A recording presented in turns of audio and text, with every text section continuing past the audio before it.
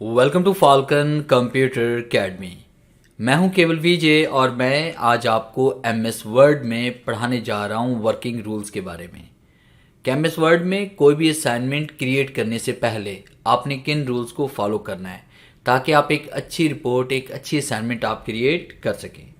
बहुत से लोग इन चीज़ों को फॉलो नहीं करते, तब फॉर्मेटिंग या उनका जो वर्क होता है वो इतना अट्रैक्टिव नहीं होता और उन्हें बहुत सारी प्रॉब्लम्स फेस करनी पड़ती है। अगर आप कम वक्त में ज़्यादा काम करना चाहते हैं और उसके बाद अपने काम को परफेक्ट करना चाहते हैं और रूल्स के मुताबिक करना चाहते हैं तो आपने इन रूल्स को फॉलो करना है ताकि कोई भी असाइनमेंट बनाने से पहले आपको कोई दिक्कत बाद में ना आए। तो लेक्चर स्टार्ट करने से पहले हमेशा की तरह यही कहूँगा कि अगर आज की इस वीडियो से कुछ आप सीख पाएँ, कुछ आप न्यू लर्न कर पाएँ तो इस वीडियो को लाइक करना मत भूलिएगा, क्योंकि आपका एक लाइक इस वीडियो को ज़्यादा से ज़्यादा लोगों तक पहुँचा सकता है। तो शुरू करते हैं आज का लेक्चर। सबसे पहला जो रूल है वो है न्यू फाइल का, कि जब भी आपने कोई भी काम शुरू करना है तो आपने क्या करना है कि न्यू फाइल क्रिएट करेंगे। पहला रूल ये कि जब भी आपने वर्ड के अंदर कुछ भी आपने बनाना है, चाहे वो एप्लीकेशन है, लेटर है, सीवी है, बिल है, चार्ट है, टेबल है, फॉर्म है, कुछ भी है, आपने न्यू फाइल क्रिएट करनी है। और उसके बाद सेकंड जो रूल है हमारे पास वो कौन सा है, सेव विद टाइटल, कि आपने उसे टाइटल से सेव करना है। कि जब भी आपने कोई भी काम आप करने लगे हैं वर्ड के अंदर, तो चाहे वो सीवी है, एप्लीकेशन है, रिपोर्ट है, तो आपने उसके टाइटल से आपने उसको सेव करना है। अब देखिए मैं वर्ड की फाइल पे जा रहा हूँ, तो मैंने यहाँ पे वर्ड पे हम आते हैं और उसके बाद फाइल पे आते हैं। इस फाइल को हम यहाँ से क्लोज करते हैं। फाइल पे आपने आना है, न्यू पे क्लिक करना है, ब्लैंक डॉक्यूमेंट पे आएंगे तो आपको एक न्यू फाइल मिल जाएगी।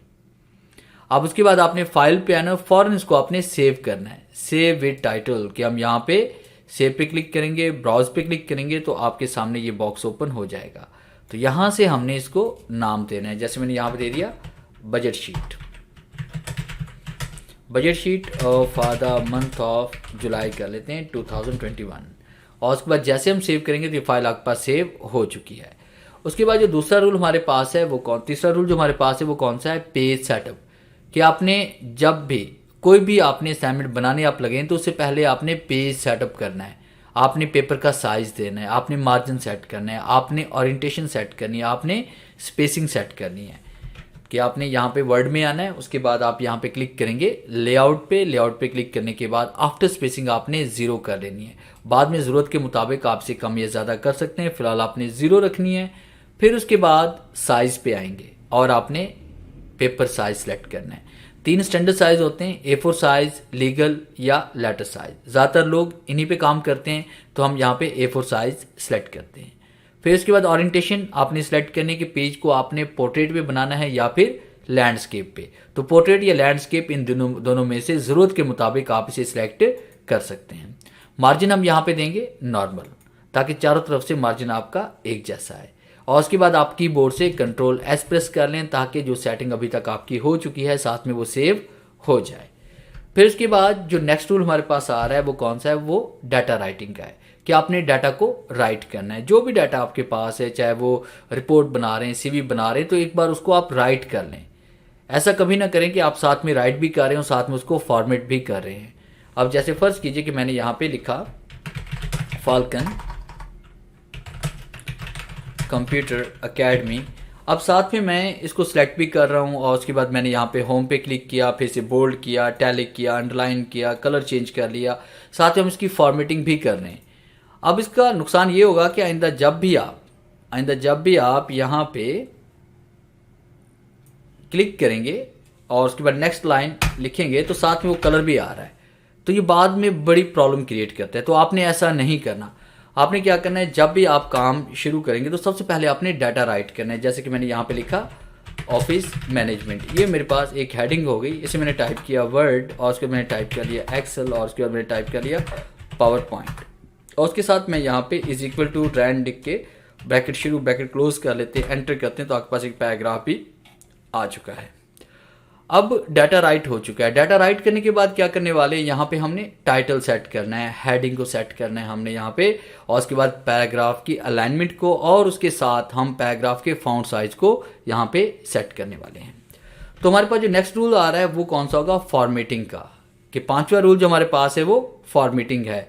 डाटा राइट करने के बाद आपने फॉर्मेटिंग करनी है। फॉर्मेटिंग के लिए आपने क्या करना है कि सबसे पहले आपने हेडिंग को सिलेक्ट करना है। हेडिंग को सिलेक्ट करने के बाद हेडिंग आप यहाँ पे दे सकते हैं, आप 14 से लेकर 28 के दरमियान आप यहाँ पे हेडिंग दे सकते हैं। तो हम यहाँ पे 26 कर लेते हैं, ये आपके पास हेडिंग बन जाएगी। और उसके बाद बाकी जो सब हेडिंग है वो आप इन्हें सिलेक्ट करें। सिलेक्ट करने के बाद सब हेडिंग आप 14 से लेकर आप 22 तक दे सकते हैं पॉइंट के हिसाब से। अगर आपने टाइटल सेट करना है तो आप इसको सिलेक्ट करें। सिलेक्ट करने के बाद यहाँ से भी हम टाइटल दे सकते हैं कि आप होम पे क्लिक करें तो टाइटल पे क्लिक करते हैं तो आप देखें टाइटल का साइज हमारे पास 28 आ रहा है। अगर हम यहाँ पे हेडिंग पे आते हैं, हेडिंग को यहाँ पे सिलेक्ट करते हैं तो हेडिंग 1 हमारे पास यहाँ पे इसमें आ रही है 16। तो 16 से 18, 20, 22, 24 तक आप इसको दे सकते हैं। तो ये हमारे पास हेडिंग्स हो जाएंगी। फिर उसके बाद अब आते हैं पैराग्राफ की तरफ। तो पैराग्राफ का साइज जो आपने नॉर्मली रखना है वो 10 से आप 12 के दरमियान रखेंगे, जो नॉर्मली पैराग्राफ आपका राइट होता है या प्रिंट होता है। या तो आप 10 पॉइंट रखेंगे या फिर आप 12 रखेंगे, या 10 और 12 के दरमियान 11 आप रखेंगे। तो इस तरह से आपने इसको यहाँ पे फॉन्ट साइज देना है। अब इतना काम कर लेने के बाद फिर नेक्स्ट जो स्टेप आपने करना है वो कौन सा होगा, वो है हमारे पास प्रिंट प्रीव्यू। कि आपने जब एक डॉक्यूमेंट आप कंप्लीट कर लें, डॉक्यूमेंट कंप्लीट करने के बाद आपने उसका प्रिंट प्रीव्यू देखना है, ताकि पेज को प्रिंट होने से पहले हम देख सकें कि पेज प्रिंट होने के बाद कैसा आएगा। तो इसके लिए हमने क्या करना है, या कीबोर्ड से Ctrl+P प्रेस करेंगे या फिर हम फाइल पे आएंगे और क्लिक करेंगे प्रिंट पे। अब उसके बाद जैसे हम प्रिंट पे क्लिक करते हैं तो आपके सामने यहाँ पे प्रिंट प्रीव्यू ओपन हो जाता है। ये जो आपको यहाँ पे ये व्यू नज़र आ रहा है ये प्रिंट प्रीव्यू कहलाता है। यहाँ पे आपको ये पेज मुकम्मल तौर पे नज़र आ रहा होता है कि आपका पेज प्रिंट होने के बाद कैसा आएगा। अगर आपको यहाँ पे टॉप पे, बॉटम पे, लेफ्ट राइट की स्पेस अगर ठीक नज़र आ रही है, कोई तहरीर आपकी यहाँ पे आउट ऑफ प्रिंट नहीं जा रही, तो आप इजीली इसको प्रिंट कर सकते हैं। तो प्रिंट प्रीव्यू में आपने तहरीर को देखना है कि अगर प्रीव्यू क्लियर आ रहा है तो इसका मतलब क्या होगा कि आपका पेज ठीक तरह से प्रिंट हो जाएगा। और उसके बाद आखिरी जो रूल हमारे पास आ रहा है वो कौन सा है, वो हम देखते हैं। यहाँ पे लास्ट जो रूल हमारे पास है वो है प्रिंटिंग, कि आप इसको प्रिंट कर सकते हैं। ये हमारा लास्ट रूल होता है जब हम तमाम डॉक्यूमेंट्स को फॉर्मेट कर चुके होते हैं, डाटा राइट कर चुके होते हैं, उसे सेव कर चुके होते हैं, प्रिंट प्रीव्यू देख चुके होते हैं और लास्ट में हम इसको प्रिंट करते हैं। तो हम Ctrl+P प्रेस करते हैं तो आपके सामने ये प्रिंट प्रीव्यू आ चुका है। उसके बाद यहाँ से हमने कॉपीज सेलेक्ट करनी है, फिर उसके बाद यहाँ से हमने प्रिंट सेलेक्ट करना होता है, यहाँ पे हमने पेजेस को सिलेक्ट करना होता है, यहाँ पे हम ओरिएंटेशन सेलेक्ट करते हैं। अब यहाँ पे प्रिंट 1 साइड या 2 साइड आप दोनों साइड से प्रिंट कर सकते हैं। फिर उसके क्वालिटेड में पेज को आपने तरतीब से देना है या बिना तरतीब आपने इसको प्रिंट करना है। ओरिएंटेशन अगर पेज आपका पोर्ट्रेट पे है तो पोर्ट्रेट पे प्रिंट करें, अगर पेज आपका लैंडस्केप पे है तो लैंडस्केप पे प्रिंट करें। फिर उसके बाद आप यहाँ पे लेटर लीगल A4 साइज, जिस पेज के ऊपर आप पेज को प्रिंट करना चाहते हैं वही पेज आप यहाँ पे सिलेक्ट करेंगे। और लास्ट में आपने इसको मार्जिन आप यहाँ पे अपनी मर्जी से सेट कर सकते हैं, जो आपने पहले भी किया हुआ है। ज़्यादातर ऐसा होता है कि जैसे आप पेज सेटअप कर लेते हैं तो वही आपकी सेटिंग यहाँ पर भी शो हो जाती है। तो ये आपको अगर वहाँ पे अगर आपको सेटिंग ना मिले तो यहाँ से भी आप इसको एडजस्ट कर सकते हैं। और जैसे हम प्रिंट पे क्लिक करेंगे तो आपके पेजेस प्रिंट होना शुरू हो जाएंगे।